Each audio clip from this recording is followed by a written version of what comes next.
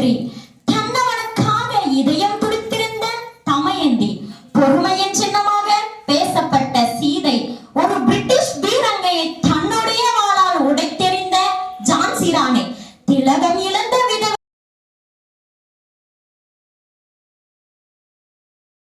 தான் இறந்து குஞ்சு பெறும் நண்டு போல,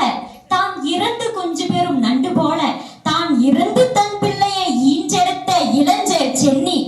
நம்பிக்கையில் பொய்க்கால் குதிரையோடு நடனமாடிய சுதா சந்திரன்,